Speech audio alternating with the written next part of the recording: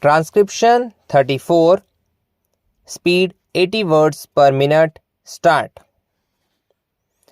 Mr. Vice Chairman, Sir, I would like to speak on this bill in the interest of the rapid economic growth in the country. If the nation grows from strength to strengthen economically, leading to eradication of the degrading and disheartening poverty of the people of India, the workers of this nation would also benefit, and they would also go above the poverty line.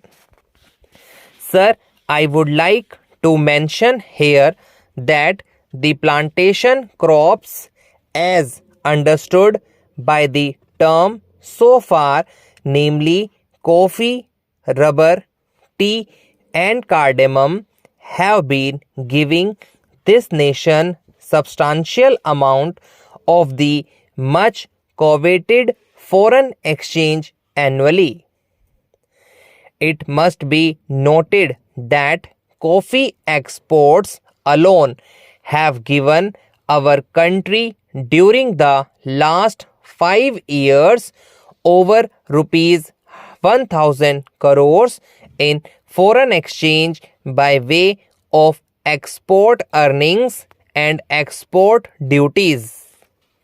I must also bring to the attention of this house that the famed tea industry in India today has become a sick industry, affecting lakhs of workers and the tea planters. Sir, we ought to know that in the agricultural sector, the plantation labor is the best organized one and is getting nearly the same treatment, facilities and amenities like the industrial labor. Sir, coming from a plantation district of Karnataka, I sincerely agree that the welfare measures provided in the Act must be faithfully implemented and strictly enforced. But I cannot subscribe to the view taken by some that the planters generally are exploiters and are inimical to the interests of their own workers, and that they must be dealt with severely. Sir, most of the planters of today are educated and they know that contented labor is conducive to productivity and peace in the estates, and therefore would like to provide all the welfare measures and amenities to the workers.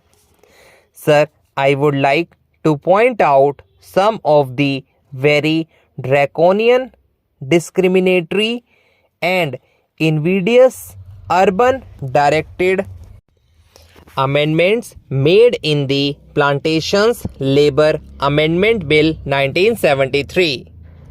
Sir, the Plantations Labor Act is sought to be applied now even to holdings of 5 hectares and above, employing 15 persons and more.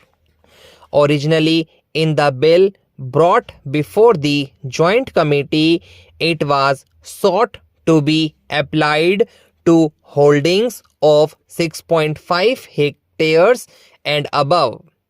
It would be realistic to make an amendment to the present bill to raise the size of holdings from 5 hectares to 6.5 hectares.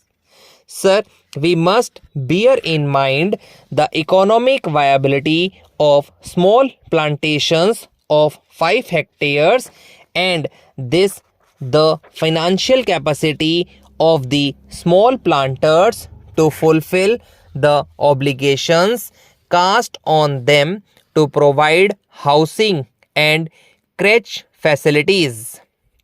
Those small planters in some cases are unable to provide themselves with houses and medical care as good as those intended for their workers in the bill. I am sure that good many small holdings will go into liquidation, unable to bear the burden when the prices fall, as in the case of tea today. I would emphatically say that Clause 13 is not only draconian but discriminatory, and it is most harsh and killing to the farming community of India, whose hands feed and clothe the people, poor and rich. Sir, I strongly feel that the punishment with both compulsory fine and imprisonment is to serve for violation of a welfare legislation covered by the Act. For economic reasons and financial incapacity, the debt-ridden employer, particularly a small holder, may be unable to discharge the obligation, such as providing type design houses, crèches, medical facilities, etc. In such cases, there is no point in sending the landholder to jail and collecting a fine from him for every day of default. The relevant provisions in the bill are made more stringent than the Factories Act, under which, in the case of a further offence, the court is given the discretion to punish the defaulting employer. But in the proposed amendment, the word used is shall instead of may, which makes it mandatory on the court to impose imprisonment as well as fine. These provisions are too harsh and discriminatory, particularly in view of the fact that the bill seeks to bring in farms of 5 hectares, which are in the nature of peasant holdings, under the scope of the Act.